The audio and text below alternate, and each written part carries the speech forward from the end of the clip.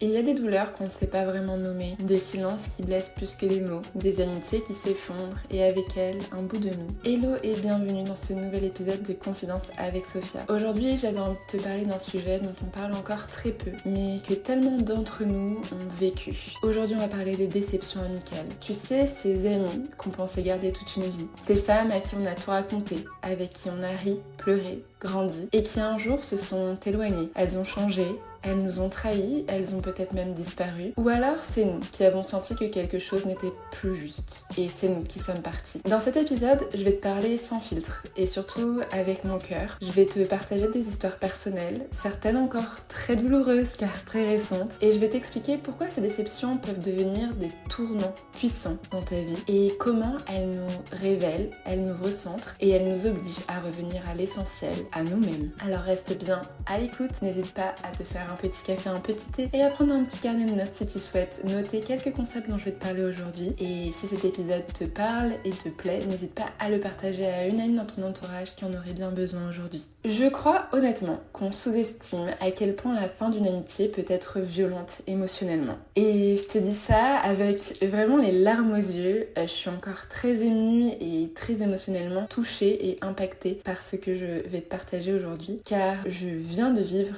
une rupture amicale qui a été assez violente émotionnellement. Et c'est pour ça d'ailleurs que j'avais envie de te partager cet épisode de podcast, c'est que j'ai beaucoup appris de ces dernières années et il s'est passé beaucoup de choses au niveau de mon cercle amical et ça m'a permis de me remettre en question, mais surtout ça m'a permis de trouver aussi mon chemin. Et on nous parle tout le temps des ruptures amoureuses, voilà, quand quelqu'un t'a trompé, quand tu t'es séparé avec quelqu'un avec qui tu pensais faire ta vie, etc. Mais on nous parle pas vraiment des ruptures amicales. Et pourtant, j'ai connu des ruptures amicales qui m'ont fait bien plus mal qu'une séparation. Peut-être que ça te parle, peut-être que toi aussi t'en as déjà vécu, mais personnellement c'est quelque chose qui m'a fait vraiment plus mal que mes ruptures amoureuses que j'ai eues par le passé. Souvent, déjà, on idéalise l'amitié. Moi, on m'a toujours dit, l'amitié, ça dure pour toujours, ça dure pour la vie. Pour moi, l'amitié, c'est super important. J'aime prendre soin de mes amis, j'aime être là pour elles, je les mets toujours sur un piédestal et pour moi, la chose la plus horrible que tu puisses me faire, c'est m'ignorer, ne pas me répondre ou, encore une fois, me laisser de côté. Enfin, vraiment, c'est quelque chose qui... Enfin, j'ai grandi en étant comme ça et Dieu merci, j'ai appris à travailler sur moi et surtout, j'ai appris à ne plus me laisser marcher sur les pieds, à mettre des limites et surtout à m'aimer. Mais il y a une réalité dont on parle pas assez, c'est que vu que c'est une relation, toute relation arrive à un moment donné à un terme. Et les blessures amicales, elles laissent des traces. Et ces traces, c'est souvent un sentiment de trahison, un sentiment d'abandon et un sentiment même d'incompréhension. On comprend pas vraiment qu'est-ce qui nous est arrivé et on se dit mais qu'est-ce que j'ai fait? Qu'est-ce que j'ai fait de mal? Pourquoi est-ce qu'elle s'est éloignée de moi? Pourquoi on se comprend plus? Pourquoi elle ne m'écoute plus? Pourquoi elle répond même pas à mes messages? Alors, qu'est-ce que j'ai fait? Pourquoi on en est arrivé là? Et parfois, il n'y a même pas d'explication. C'est juste comme ça. Et c'est ça le plus dur. Juste la personne a pris un autre chemin, elle s'est séparée de nous et elle nous a plus jamais donné de signe de vie. Alors que nous, on a donné, on a été là et on a été présent. Et on veut encore être présent. Et c'est ça le pire. Mais la personne, elle s'en fout. Elle est plus là pour nous. Et d'ailleurs, récemment, j'ai revu une amie que je n'avais pas vue depuis 2 ans. Et pendant 1 an et demi, c'était silence radio. Je lui écrivais. Je savais qu'elle vivait une période qui était difficile. Je lui faisais des vocaux. Je voulais être là pour elle. Je lui disais qu'elle pouvait me joindre à n'importe quel moment, que je pouvais traverser la terre entière pour aller la retrouver, qu'on puisse organiser des vacances ensemble, etc. Et elle ne me répondait pas. Et je me suis juste dit, ok, elle veut plus être mon amie, faut que je l'accepte. Je sais pas du tout ce qui s'est passé. Je ressassais, mais quand je vous dis, je ressassais quotidiennement les histoires et nos derniers échanges et je me disais, mais je ne comprends pas pourquoi elle ne me répond plus. Et je ne réussissais pas à trouver la réponse. Et puis récemment, on est allé à un mariage, on était toutes les deux invitées à ce mariage-là. Et elle m'a écrit et elle m'a demandé de me voir pour une date, toutes les deux, pour justement parler de ce qui s'était passé. Et il s'était rien passé entre nous, juste elle ne savait plus comment revenir vers moi après tous ces mois mois et ces années passées et elle était mal à l'aise et du coup elle a préféré laisser ce malaise-là s'ancrer et se créer. Je lui ai pardonné direct après car je n'ai aucune envie d'avoir de la rancœur envers quelqu'un et pour moi la rancœur est encore plus difficile à gérer. Ça me noircit mon cœur, ça m'alourdit et c'est pas du tout quelque chose que je veux et c'est karmiquement parlant, c'est pas quelque chose que je souhaite faire à quelqu'un car j'ose pas imaginer les répercussions que je peux avoir derrière. En revanche, j'ai appris une leçon derrière et j'ai appris que même les personnes que j'aimais le plus au monde, elles pouvaient me blesser et qu'il fallait que j'apprenne à me protéger. Et récemment, j'ai aussi une autre relation et là c'est vraiment récent, genre ça fait quelques jours, d'une personne avec qui on avait une relation déjà de travail à la base qui s'est transformée petit à petit en relation amicale et cette personne, malgré le fait que j'ai toujours été là pour elle et toujours voulu être là pour elle, a décidé du jour au lendemain, pareil, de m'ignorer, de ne plus me répondre et de m'effacer de sa vie. Chose que je peux comprendre, j'accepte. Mais encore une fois, ça m'a rappelé à qu'est-ce que j'ai fait, pourquoi est-ce qu'on est arrivé à cette situation et est-ce que c'est pas moi qui ai eu du mal à mettre des limites, qui ne me suis pas protégée, pourquoi j'attire à moi ces histoires-là et pourquoi je donne autant comme ça, toujours sans compter, toujours donner sans jamais rien attendre en retour. Et puis parfois, c'est toi qui as besoin d'aide, t'as besoin de quelqu'un, t'as besoin d'une écoute et puis il n'y a plus personne n'est là pour toi. Et ça m'a beaucoup interrogée et c'est pour ça d'ailleurs que je voulais absolument te faire cet épisode de podcast car je suis encore en train de processer ça et j'ai envie qu'on partage ça ensemble. D'ailleurs, si t'as des retours, si t'as des histoires similaires, n'hésite pas à les partager en commentaire, ça me fait vraiment plaisir de te lire et d'échanger avec toi. Et je sais que je suis pas la seule parce que j'ai déjà reçu des messages et même d'ailleurs dans mes retraites Rise Above, j'ai certaines femmes qui m'ont parlé de leur relation amicale qui était un peu chaotique où elles me disaient je me suis sentie abandonnée par mes amis, je me sens exclue, oubliée, rejetée, plus personne me comprend, etc.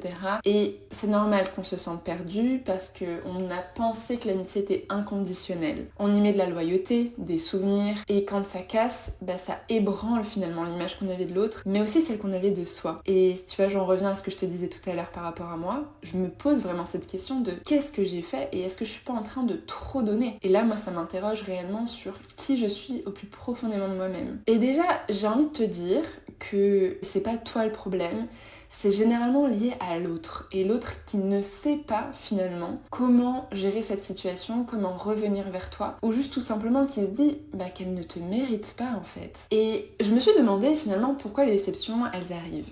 Pourquoi est-ce qu'on en arrive à ces situations-là? Déjà, il n'y a pas toujours de fautif. Il n'y a pas toujours quelque chose, il n'y a pas toujours quelqu'un. Parfois, c'est juste des cycles naturels. Et une relation, comme je te disais, ça va toujours arriver à une fin. Il n'y a pas de relation qui dure toute la vie. Ok, il y a un moment donné, ça casse. Et il faut remettre de l'effort, faut remettre de l'énergie, faut se réinvestir dedans pour que la relation, elle dure. C'est pareil en amour, c'est pareil en amitié. Et parfois, en amitié, t'as des chemins qui se croisent et elles se croisent pendant un petit moment. Et parfois les chemins ils se décroisent parce que t'as changé, parce que t'as guéri aussi émotionnellement, t'as appris à t'écouter, tu t'es éveillé. Et parfois ça crée un décalage. Donc imagine-toi, ça fait 2 ans que je travaille sur toi, que tu guéris de tes blessures émotionnelles, que tu prends soin de toi et tu vas revoir, je sais pas moi, des amis que t'as pas vus depuis la fac, qui eux n'ont absolument pas changé, qui vivent toujours les mêmes histoires. Ça crée un décalage. Mais est-ce que tu veux vraiment être avec ces personnes-là? Faut se poser cette question. Et parfois, il y a certaines amitiés qui se sont basées sur ce qu'on appelle des blessures partagées. Sur le fait de se plaindre ensemble ou alors d'avoir peur ensemble. Peut-être que ça te parle. Moi, j'ai clairement plein de personnes qui me viennent en tête où en fait, on était copines parce que on adorait se plaindre toutes les deux. Et on critiquait tout et on est toujours là, les gens sont méchants, les gens sont comme ci, les gens sont comme ça, mais nous, on est incroyables. Sauf que quand tu commences à évoluer, à vouloir plus, que t'as envie d'être un peu plus toi-même, que t'as envie d'être plutôt dans de la gratitude, dans croire en toi, dans l'empouvoirment, ces personnes-là, elles se reconnaissent plus du tout en toi. Ça crée même parfois de la jalousie. Et parfois, il y a juste des non-dits, de l'incompréhension, des attentes qui sont pas exprimées, etc. Et juste, la relation, elle vibre plus. Et c'est ok, en fait. Ces blessures partagées qui faisaient que vous étiez amis, ça a plus de sens aujourd'hui. Et vraiment, prends-en conscience, réfléchis et demande-toi, mais comment est-ce qu'on est devenus amis à la base? Et si c'était par ça, alors c'est complètement ok et normal que la relation, elle arrive à un terme. On change, elles ont changé, nos besoins, nos valeurs, nos chemins, ils évoluent. et c'est ok. Certaines amitiés, elles étaient basées sur une version de toi qui aujourd'hui n'existe plus et il faut accepter ça et être prêt à passer à autre chose. Et moi, mon chéri m'a toujours dit quelque chose, il m'a dit Sophia, toutes les personnes que tu as rencontrées ne sont pas faites pour rester toute la vie. Mais ça veut pas dire que ce que tu as partagé avec elles n'était pas vrai. Au contraire, ce que tu as partagé était vrai, c'était beau, c'était juste, ça faisait du sens pour toi. Mais aujourd'hui, ça ne l'est plus, ça n'est plus le cas. Et c'est ok, accepte-les et passe à autre chose. Apprends à passer à autre chose. Mais toujours à valoriser dans ton cœur ces moments que vous avez passés ensemble parce qu'ils existaient, ils étaient vrais, ils étaient beaux et ça baignait dans de l'amour. Mais aujourd'hui, c'est plus le cas et c'est ok, il faut l'accepter. Mais comment on fait réellement pour se relever d'une déception amicale? Et ça, je me suis vraiment longtemps demandé. Comment on fait pour se relever de ça? Comment on fait pour avancer dans sa vie quand une des personnes qu'on aimait le plus au monde, elle nous a déçus, elle nous a supprimés de sa vie? Déjà, accepte ta tristesse. Surtout, ne minimise pas ta tristesse. Tu ressens la tristesse, oui, c'est vrai, c'est une perte. Accepte et vis cette tristesse. Pleure s'il faut pleurer, crie s'il faut crier, écris des heures et des heures dans ton carnet de journaling si tu as besoin parce que oui, c'est un deuil et il faut accepter de passer par cette étape de deuil pour avancer dans ta vie. C'est comme si tu perdais un être cher que tu ne reverras plus jamais. L'amitié, c'est pareil. Et il faut l'accepter, cette douleur, et oser même mettre un nom sur la douleur. Personnellement, écrire, moi ça me fait du bien. Je vais écrire des lettres à ces personnes-là. Même si je ne vais pas leur envoyer, juste je vais pouvoir les nommer, tu vois, sur mon carnet. Je vais pouvoir dire toutes ces choses-là. Parfois, même, je les insulte, tu vois, parce que j'ai besoin en fait de les insulter. Mais la personne, elle va jamais recevoir cette lettre. Juste moi, ça me permet de vivre ma colère, de vivre mon deuil, de vivre cette tristesse parce que c'est nécessaire. Et plus tu apprends à vivre ces émotions, et plus l'émotion, elle peut sortir de toi. Parce qu'encore une fois, je vais le répéter, si tu ne vis pas tes émotions, ces émotions vont se somatiser, elles vont venir se cacher, se loger dans des coins de ton corps. Et qu'est-ce que ça crée sur le long terme? Ça crée des maladies, ça crée des maux, ça crée des problèmes. Il faut que tu vives ces émotions et accepte-les. Et aussi, apprends à regarder, observer ce que cette relation, elle t'a appris sur toi-même. Qu'est-ce qu'elle reflète de toi à ce moment-là? Parce que ça aussi, ça t'apprend des choses sur toi. Comme je te disais, moi, ça m'a appris à me demander, mais ok, je pense que je donne trop. Il faut que j'apprenne à mettre un petit peu plus mes limites et à pas donner à n'importe qui et surtout à ne pas donner n'importe comment. Et un point fondamental également, pour toujours se relever d'une déception amicale, c'est revenir à l'amour de soi. Revenir à cette sécurité intérieure et surtout la reconstruire. Donc personnellement, quand j'ai vécu ces périodes-là et même actuellement, comme je te disais, ce que je suis en train de process, je m'offre des petits cadeaux. Par exemple, je vais m'acheter une tenue qui me fait du bien, qui me met en avant. Je vais aller m'offrir un massage, un soin du visage. Je vais aller me faire une belle balade. Je vais m'offrir quelque chose qui va me faire du bien et qui va revenir à ce sentiment d'amour de moi-même et qui va surtout me recréer cette sécurité intérieure. Parce que on a besoin de se revaloriser et en fait, il y a personne d'autre que toi-même qui peut le faire. Tu vois, moi j'ai mon mari, je l'aime, il m'aime, il est toujours là pour moi et il sait tout ce que je traverse parce que je lui partage tout, mais c'est pas du tout lui qui peut m'aider à me relever, à me redresser parce que c'est pas à lui de le faire et en plus, je ne sais pas accepter son amour à ces moments-là. C'est juste moi-même. C'est que moi-même qui est capable de me refaire du bien et me renourrir à l'intérieur. Et enfin, dernier point, et ça peut être, tu vois, ça sera juste pour toi, c'est parfois il faut avoir une vraie conversation avec l'autre pour clôturer. Et moi, c'est ce qui est arrivé avec mon amie que j'ai revu là récemment. Le fait de se voir, ça nous a permis de clôturer cette période-là et de nous remettre dans une nouvelle relation. Certes, qui sera différente parce que oui, il y a eu des liens qui ont été brisés, il y a eu un manque de confiance et on va pas tout supprimer et faire semblant. Mais au moins, moi, ça m'a permis d'avoir une clôture et de mieux avancer dans ma vie. À l'inverse, l'autre personne avec qui je deal avec ce deuil amical, je n'ai pas de clôture, je n'en aurai certainement pas et j'accepte que je vais devoir avancer seule. Mais si dans ton cas, tu es capable d'aller voir cette personne, de voir cette amie et d'aller lui parler et de peut-être mettre les choses au clair ou clôturer cette relation parce que t'en as besoin et que ça va te faire du bien, fais-le. Mais fais-le pour toi, pas pour elle, pas parce que tu veux qu'elle revienne vers toi, mais juste parce que tu en ressens le besoin et tu sais que c'est nécessaire. Et maintenant, j'ai envie de te parler de ce que les déceptions amicales, elles m'ont enseigné. Parce que tout dans la vie, chaque échec, chaque période sombre, chaque moment où tu te trouves dans une spirale qu'on va qualifier de négative va t'apporter une leçon et va te permettre d'avancer dans ta vie. Moi, je reste persuadée que s'il n'y a pas ces parts d'ombre, ce côté un peu obscur et difficile, on peut pas accéder à la lumière et surtout on peut pas comprendre la vie et on peut pas avancer dans la vie. Et si j'avais pas vécu de déception, si j'avais pas galéré, je ne serais pas là où j'en suis aujourd'hui et je pourrais pas même partager ce que je partage aujourd'hui. Alors la première chose que ces déceptions elles m'ont enseigné, c'est le lâcher prise. Vraiment apprendre à lâcher l'affaire et à arrêter de vouloir tout contrôler. Et ça, c'est vraiment quelque chose de difficile pour moi. Peut-être que ça l'est pour toi aussi. Mais moi, je suis une éternelle perfectionniste. Surtout dans mes relations. Mes parents, mon chéri, mes amis, je veux que tout soit bien, que tout soit clair. Je communique énormément, je dis tout ce que je pense. Et je veux dire tout ça parce que je veux que la relation, elle aille dans le bon sens et surtout qu'elle soit basée sur quelque chose de positif et non sur des non-dits ou des choses voilà, qu'on n'a pas osé partager entre nous. Sauf que il faut accepter de lâcher l'affaire. On n'est pas là pour contrôler les gens, on peut pas les contrôler et il faut savoir vraiment aussi en avoir rien à foutre. Excusez-moi de mon langage, mais vraiment de se dire genre c'est bon, ça suffit, je suis prête à passer à autre chose. Deuxième point, l'importance de s'entourer de relations qui soient nourrissantes et qui soutiennent ta croissance. Parce que peut-être que tu t'en rends pas encore compte aujourd'hui, mais je suis sûre qu'il y a des personnes qui t'entourent là aujourd'hui, qui sont là avec toi aujourd'hui et qui tout ce qu'elles veulent, c'est être encore plus présentes et elles veulent t'élever et elles veulent être présentes pour toi. Mais toi tu les vois pas parce que t'es obnubilé par toutes les personnes qui veulent juste te rejeter. Parce que tu restes concentré que sur le négatif. Et je suis vraiment persuadée qu'autour de toi, il y a de la place pour des personnes qui veulent t'écouter, qui veulent t'aimer et qui veulent prendre soin de toi. Alors regarde autour de toi et commence à faire de la place à ces personnes-là parce que c'est ça qui compte et c'est ces personnes-là qu'on veut garder dans notre vie. Troisième point, l'amour, ça ne suffit pas. Et ça, c'est la même chose dans des relations amoureuses que dans des relations amicales et même familiales. L'amour, ça ne suffit pas. Il faut de la réciprocité, il faut du respect et il faut de l'écoute. Et ça, vraiment, je veux que tu l'écrives, que ce soit noir sur blanc, sur ton carnet et que tu te dises mais oui, Sophie elle a raison, l'amour ne suffit pas. Et vraiment, mais pour ta famille, tes parents, tes copines, tes frères, tes sœurs, ton chéri, ta chérie, peu importe, il faut de la réciprocité, il faut du respect et il faut de l'écoute. Parce que si tu es dans une relation qui va que dans un sens, mais tu te dis non mais c'est ok, c'est de l'amour, c'est comme si moi je l'aime, non.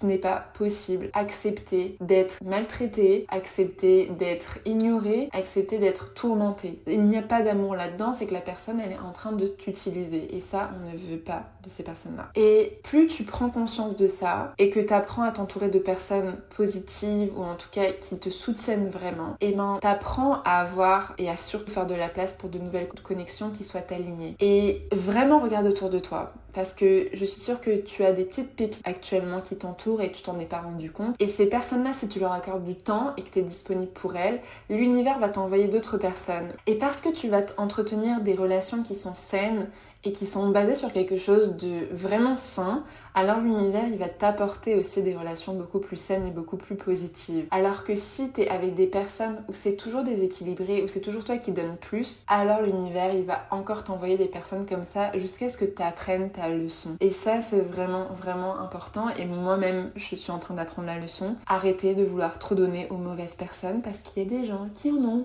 rien à faire, tout ce qu'ils veulent c'est leurs propres intérêts. Et d'ailleurs soyons honnêtes, tout le monde veut son intérêt. Même toi dans une relation, tu as un intérêt avec une personne.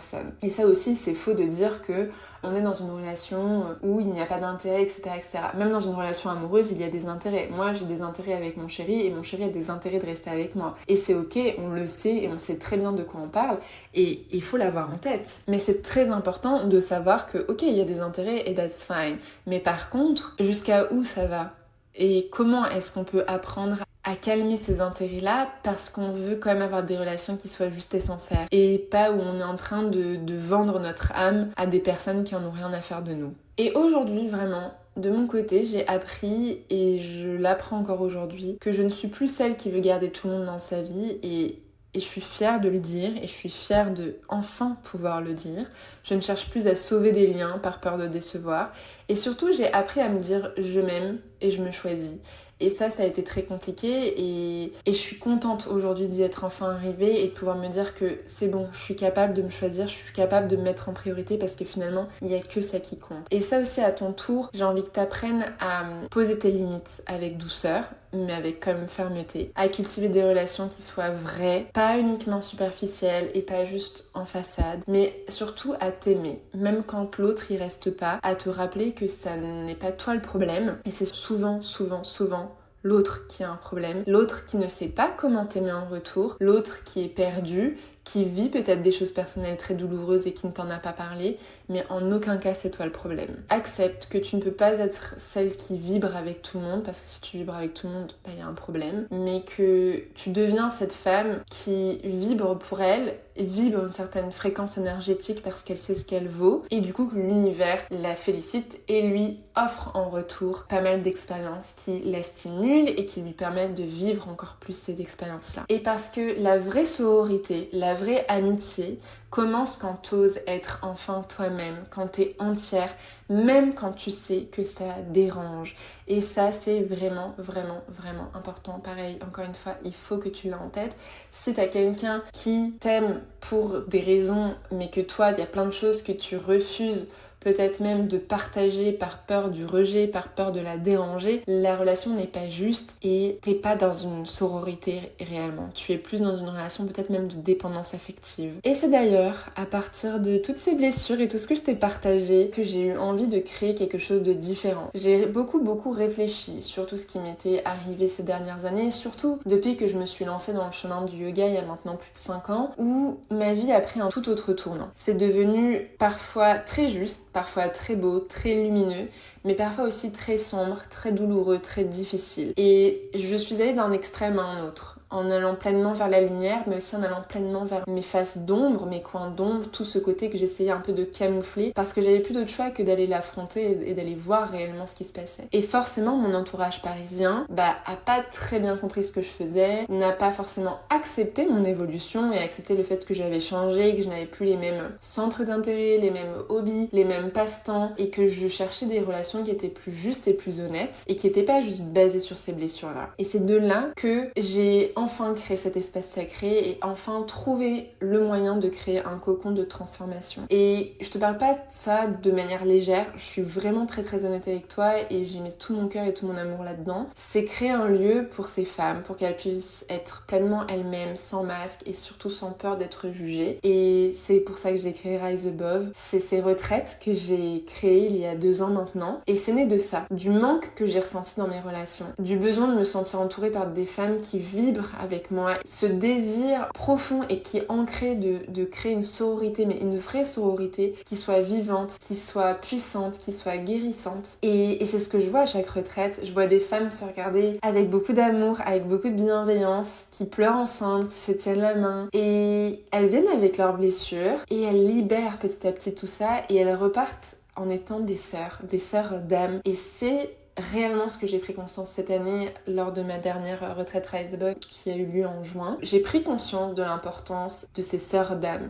Et c'est des femmes qui avaient tout un point en commun. Et c'était assez fou parce que dans le cercle, quand elles se sont présentées et qu'elles ont expliqué pourquoi elles ont décidé de venir, elles avaient toutes quelque chose en commun et ça résonnait entre elles. Et j'ai trouvé ça beau, j'ai trouvé ça puissant. Et je me suis dit, mais waouh, mais c'est ça que j'ai créé. C'est pour ça que j'ai créé Rise Above. C'est que je veux cette sororité consciente et sécurisante où elles peuvent déposer, sans masque, sans jugement, tout ce qui les a épuisées, fatiguées, et qu'elles soient prêtes à tourner la page et à avancer vers leur empouvoirment et leur puissance. Et personnellement, vraiment, c'est que quand j'ai commencé à travailler sur mes programmes en ligne, mes retraites Rise Above et les autres événements que j'ai pu faire avec d'autres personnes également, ça m'a permis moi-même de recréer des liens avec des personnes qui vibrent comme moi et qui sont dans cet empouvoirment féminin et qui ont envie réellement d'impacter positivement le monde. Et ça, c'était nécessaire pour moi de trouver ces amitiés-là. Ça a pris du temps, mais aujourd'hui, ça se fait et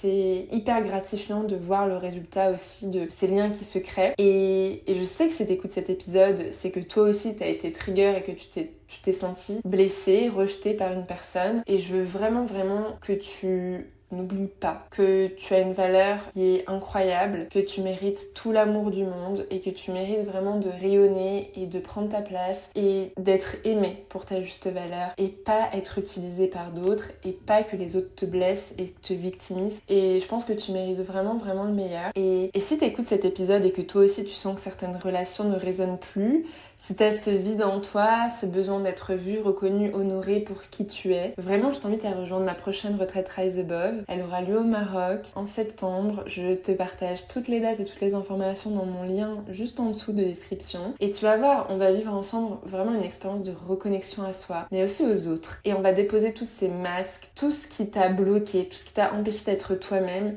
Et tu vas expérimenter ce que c'est que la sororité et tu vas rencontrer tes sœurs d'âme, celles qui vont devenir tes amies et qui seront toujours là pour toi, pour t'épauler, pour t'élever parce qu'elles ont vécu les mêmes choses que toi et que tout ce qu'elles veulent, c'est créer de vraies relations et des vraies connexions. Et je vais terminer cet épisode de podcast avec cette phrase: les vraies amitiés ne te demandent pas de rétrécir pour rester à leur hauteur. Et si cette phrase résonne en toi, tu peux la partager à une personne dans ton entourage qui aurait besoin d'entendre ces mots. Et accepte que si certaines personnes te quittent quand tu t'agrandis, bénis-les, accepte et continue de t'élever parce que tu es une personne incroyable, tu es une femme forte, puissante, belle, magnifique et je n'ai pas assez de mots pour décrire qui tu es et la puissance que tu as et je veux vraiment que tu t'élèves et je veux vraiment que tu puisses trouver cet épanouissement personnel. En tout cas, je t'embrasse très fort. N'hésite pas à partager cet épisode de podcast à une femme qui aurait besoin de l'entendre aujourd'hui. Je te dis à très vite pour un nouvel épisode de podcast. Il va être très spicy, je t'en parle déjà, on va parler des relations familiales parce qu'il s'en est passé des choses quand j'étais au Maroc. Je te dis à très vite, namasté.